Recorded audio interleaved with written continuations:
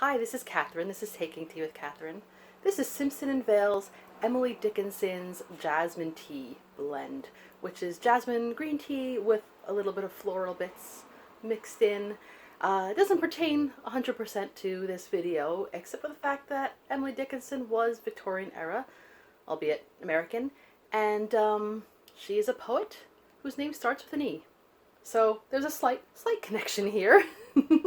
Although I have to say, the book I have of Victorian poetry by Oxford did include her, so I mean. But we're encouraged for Victober to read out loud, and I don't do that very often. But I do read sometimes poems, and I also read letters. I'm a big fan of writing letters. I don't do, in terms of personal letters, half as much as I used to do when I was younger, at a time when writing letters was a great way of keeping in touch, because yeah, we had phones, but like if it was more than 10 miles away, it was probably considered a long distance call. So yeah, I had a number of pen pals, relatives, friends, etc. And I really enjoyed writing letters. I really did. And that's why I still do from time to time. But in my entire lifetime, letters have not been 100% necessary, again, because we have had phones. Recent years, it's really not necessary because we have other things. We have, Zoom. We all love Zoom, don't we? It's good times. But I have to say, though, I know it must have been inconvenient for people of the Victorian era and after and before to have to pretty much rely on writing letters to communicate with people when they were not in the same room. It was probably a little bit annoying to have to wait maybe weeks, months, years sometimes to hear back from certain people.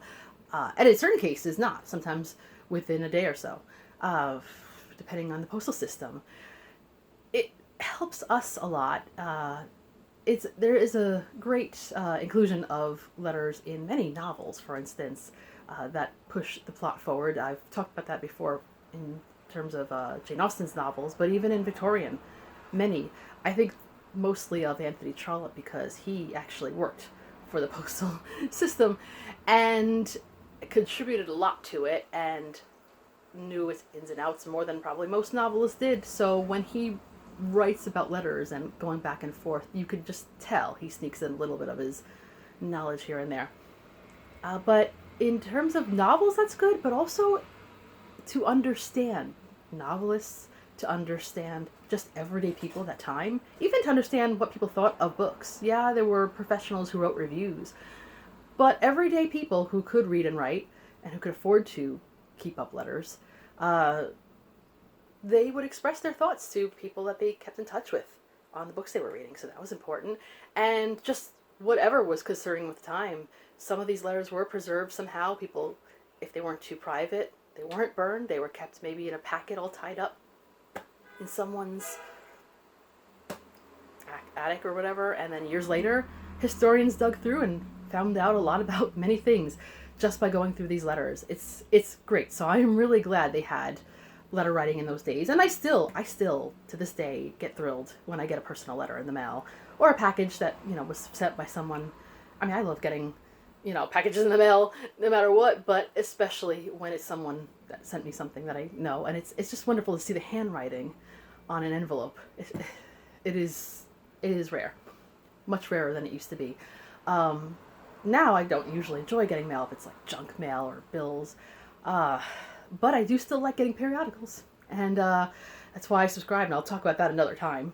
But I still love that, and technically that is getting letters because there are letters to the editor in most magazines, so I guess. I know, I really do look into things way too minutely, but anyway, so today I'm going to read a letter from a poet, and I want to let you know right off the bat, and by the way, sorry for the street noise, but the window being open is actually really helpful today. It's a little bit stuffy in here. Yay! October? Anyway, this letter was never sent. I didn't find that out until the end, when I'll read the end, the little commentary. So I was a little disappointed that it wasn't sent, but I still think it's, having been written by Elizabeth Barrett Browning, just says a lot. So read into it what you may, but this is concerning also another novelist, one who I read. I'm not going to say I knew of this novelist before Elizabeth Barrett Browning, because actually in 6th grade I had to memorize one of her poems, How Do I Love Thee? Yes, one day I will do a How Do I Love Tea. I'm sure I'm not the first one who's done that. But anyway, but still, this novelist is one of the people I knew, I think, before Jane Austen. So, kind of a big deal to me. So this is Elizabeth Barrett Browning implores Napoleon III, not the first obviously, to pardon Victor Hugo.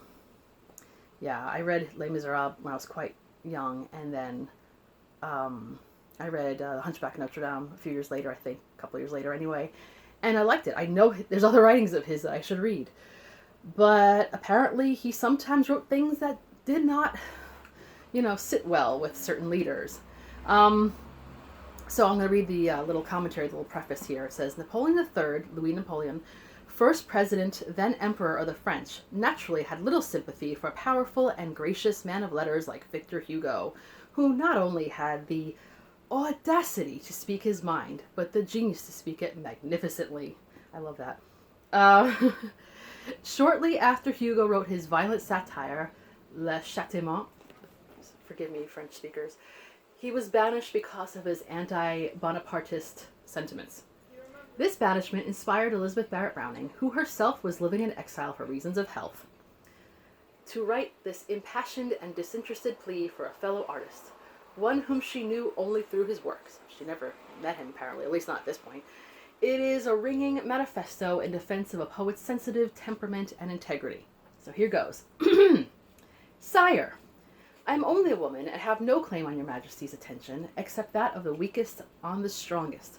Probably my very name as the wife of an English poet, and as named itself a little among English poets, is unknown to your Majesty. I never approached my own sovereign with a petition, nor am skilled in the way of addressing kings. Yet, having, through a studious and thoughtful life, grown used to great men among the dead, capital D at least, I cannot feel entirely at a loss in speaking to the Emperor Napoleon. And I beseech you to have patience with me while I supplicate you. It is not for myself, nor for mine. I have been reading with wet eyes and a swelling heart, as many who love and some who hate your Majesty have lately done, a book called The Contemplations of a Man who has sinned deeply against you in certain of his political writings, and who expiates rash phrases and unjustifiable statements in exile in Jersey. The island, by the way, not the state. Excuse me. I have no personal knowledge of this man. I never saw his face, and certainly I do not come now to make his apology. It is indeed precisely because he cannot be excused that I think he might worthily be forgiven. For this man, whatever else he is not, is a great poet of France, and the emperor, who is the guardian of her other glories, should remember him and not leave him out. Ah, sire, what was written on Napoleon le Petit does not touch your Majesty, but what touches you is that no historian of the age should have to write hereafter. While Napoleon III reigned, Victor Hugo lived in exile. What touches you is that when your people count gratefully the men of commerce, arms and science secured by you to France, no voice shall murmur, but where is our poet? What touches you is that however statesmen and politicians may justify his exclusion, it may draw no sigh from men of sentiment and impulse, yes, and from women like myself. What touches you is that when your own beloved young prince shall come to read these poems, and when you wish him a princely nature, you wish, sire, that such things should move him, he may exult to recall that his imperial father was great enough to overcome this great poet with magnanimity. That's a word I can never say. Ah, sire, you are great enough. You can allow for the peculiarity of the poetical temperament, for the temptations of high gifts, for the fever in which poets are apt to rage and suffer beyond the measure of other men. You can consider that when they hate most causelessly, there is a divine love in them somewhere, and that when they see most falsely, they are loyal to some ideal light. Forgive this enemy, this accuser, this traducer. Disprove him by your generosity. Let no tear of an admirer of his poetry drop upon your purple. Make an exception of him as God made an exception of him when he made him genius, and call him back without condition to his country and his daughter's grave. I have written those words without the knowledge of any. Naturally, I should have preferred as a woman to have addressed them through the mediation of the tender-hearted Empress Eugenie. But, a wife myself, I felt it would be harder for Her Majesty to pardon an offense against the Emperor Napoleon than it could be for the Emperor. And I am driven by an irresistible impulse to your Majesty's feet to ask this grace. It is a woman's voice, sire, which dares to utter what many yearn for in silence. I have believed in Napoleon III. Passionately loving the democracy, I have understood from the beginning that it was to be served throughout Europe, in you and by you. I have trusted you for doing greatly. I will trust you besides for pardoning nobly. You will be Napoleon in this also. Elizabeth Barrett Browning. So, I mean, she seems to be appealing to him as far as his reputation. She's like, yeah, he hurt you. He said some things that are messed up. I have to read this one day, whatever Victor Hugo wrote. He said things that, yes, wrong, but your forgiveness and your including him and taking him out of his exile will just make you such a better person and so much more admired, etc., etc. It wasn't a bad appeal. I can also understand why she may not have sent this. I don't know. It says afterwards, like many other letters written in white heat, this one was actually never mailed. Victor Hugo remained in exile until after Napoleon III suffered military disaster and was himself banished from France. Thus was poetic justice vindicated by the turn of historic events. So, yeah, I guess he had to wait a little bit. I don't know the exact date of when this all went down, but still quite hot, but good. But I think that was an interesting time period, and it makes me want to read a biography on Victor Hugo now. Hugo. I called him Victor Hugo. Victor Hugo. Because I don't know much more than like one of those little about the author sort of things, which is surprising, again, because I came into reading him quite early. So that is a goal of mine, so I can see the context of this a little bit more. And I really want to read more about the Brownings, both Elizabeth and Robert, because I know a little bit. I've read bits about them here and there in different books, but never a full-on biography or a full-on book at all.